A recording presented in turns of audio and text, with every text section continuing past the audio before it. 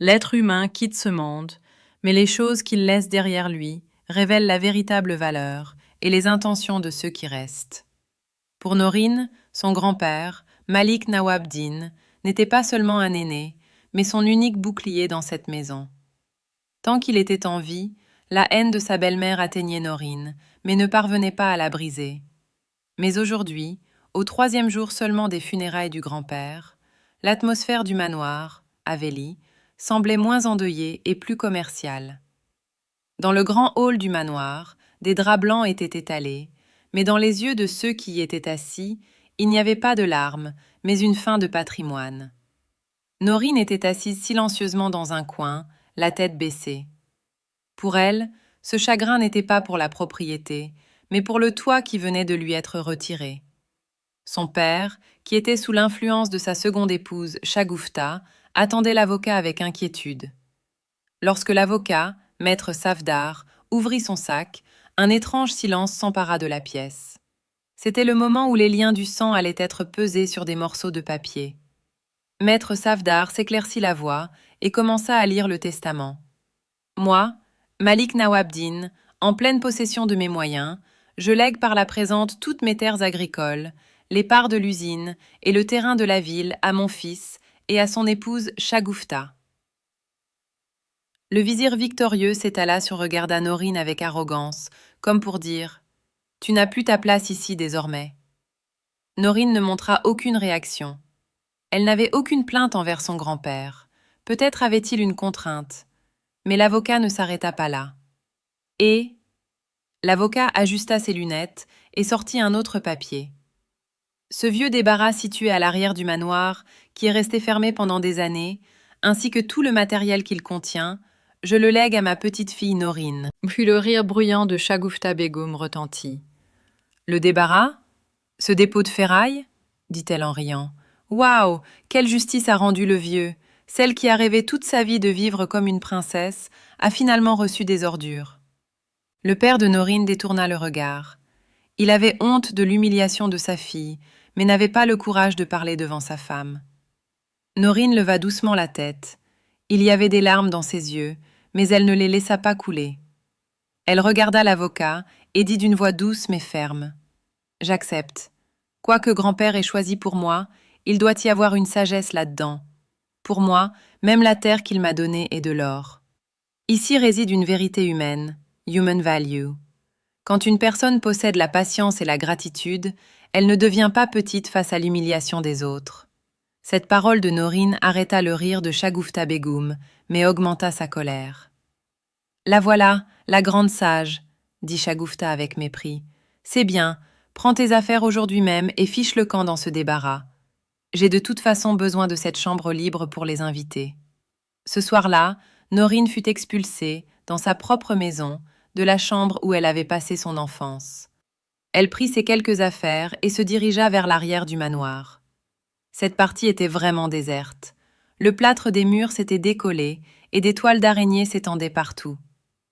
Sur la porte de la pièce mentionnée dans le testament, un gros cadenas rouillé était accroché.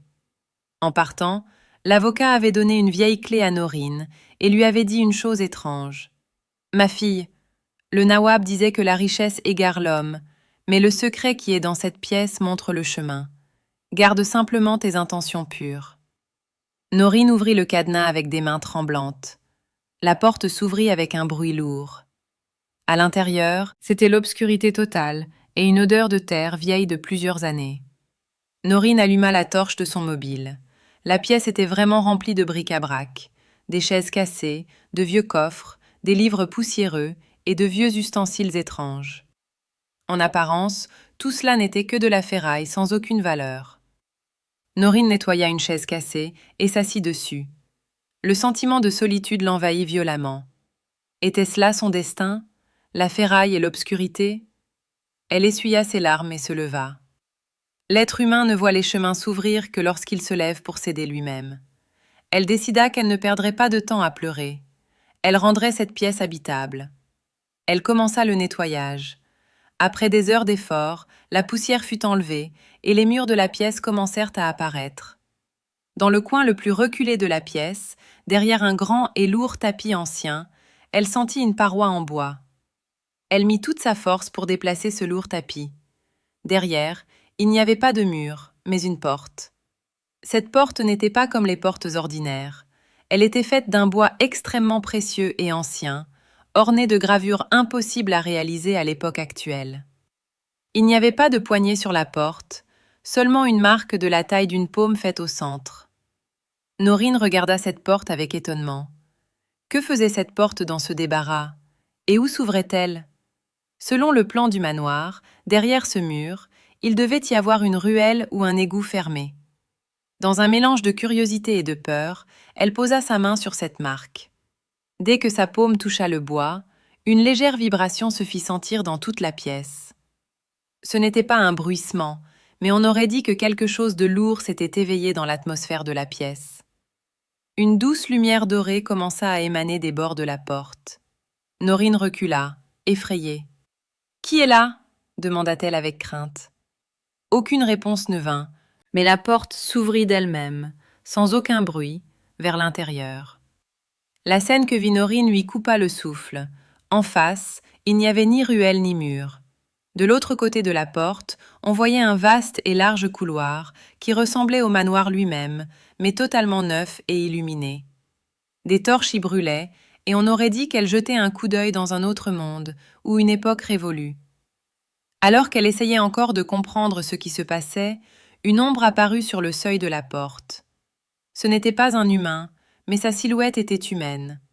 Des vêtements blancs, un visage digne et une telle profondeur dans les yeux qu'on aurait dit qu'il veillait depuis des siècles.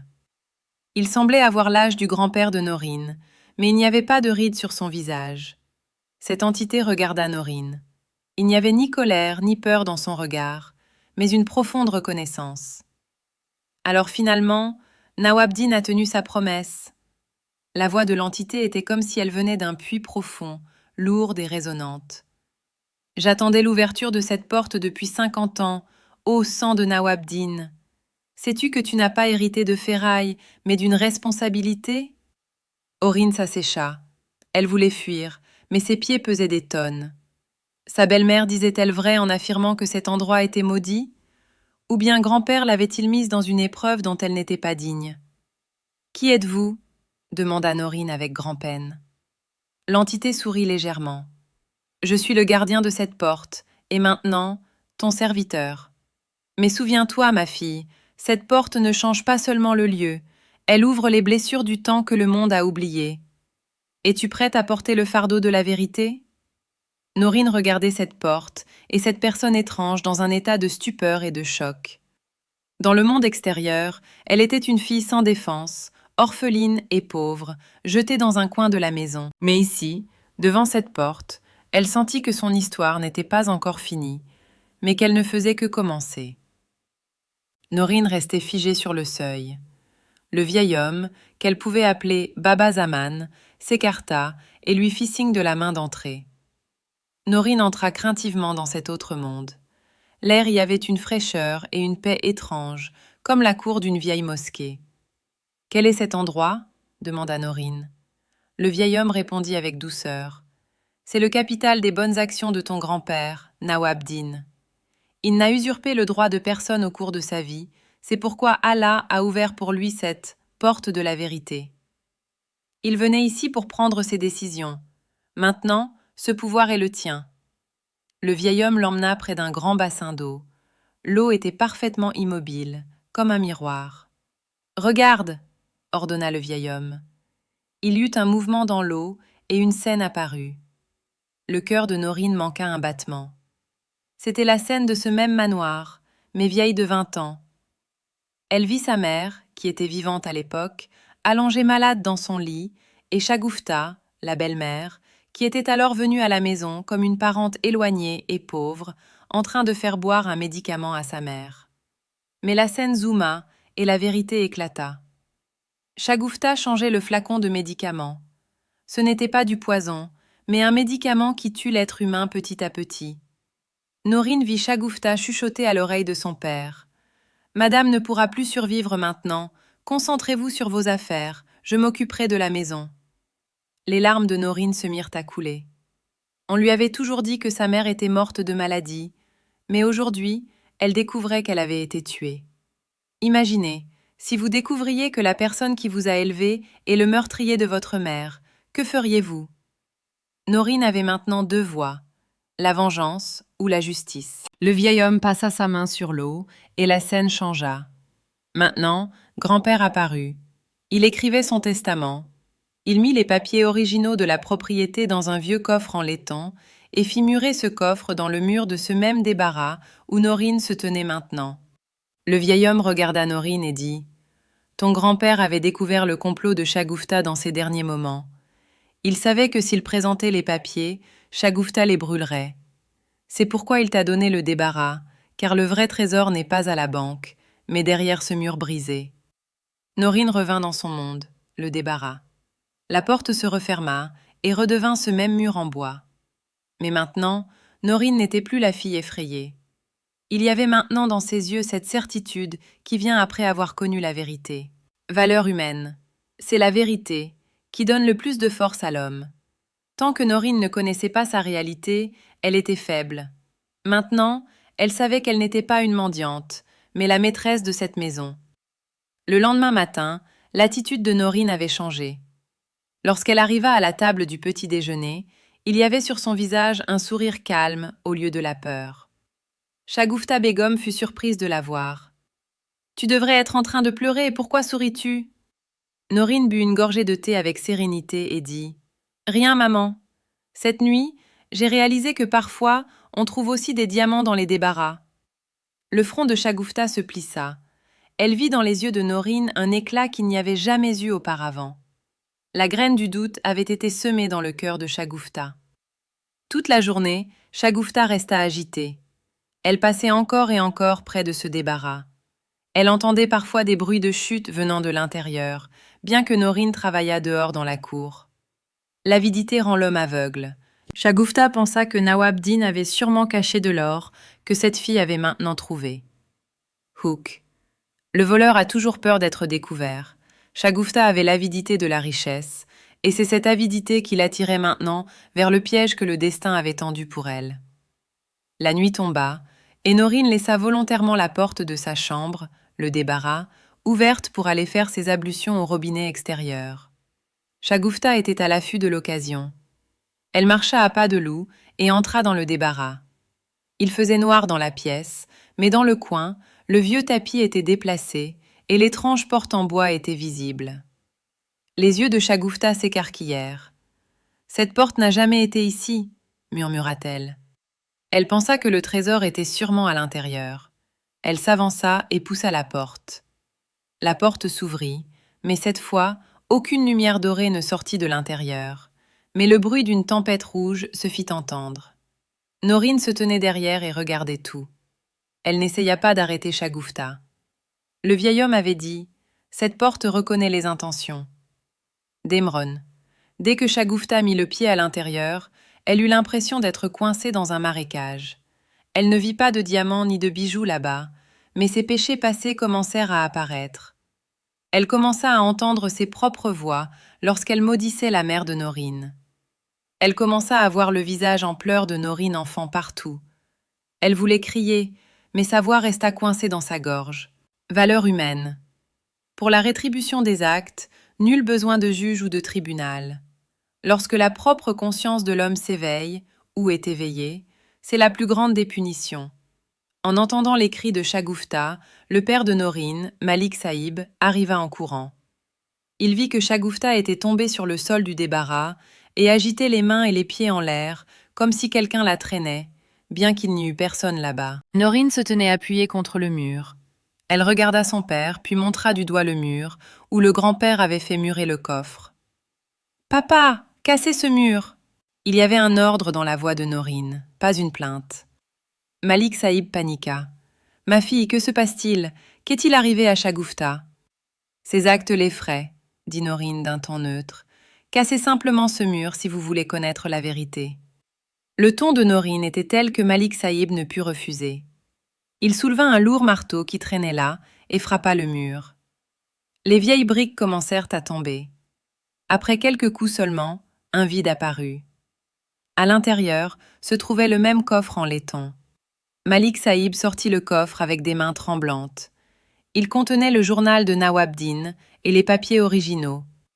Sur la première page du journal, il était écrit « Mon fils est faible, il se laissera convaincre par les paroles de sa femme. Mais ma petite fille Norine est dans son droit. Cette propriété appartenait à ma belle-fille, la mère de Norine, qui avait vendu ses bijoux pour sauver l'usine. Tout ceci est à Norine. » Admiration. Lorsque Malik Saïb lut cela, le sol se déroba sous ses pieds.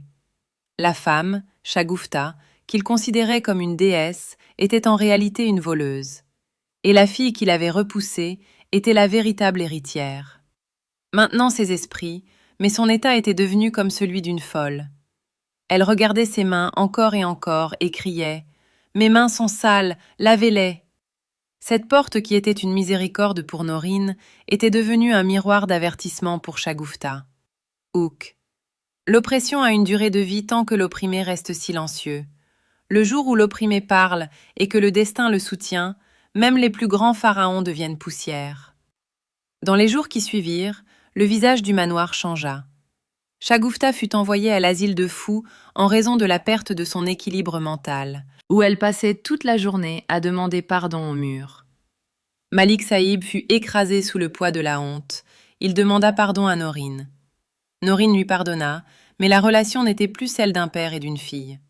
Elle savait que le respect ne se demande pas, il se gagne.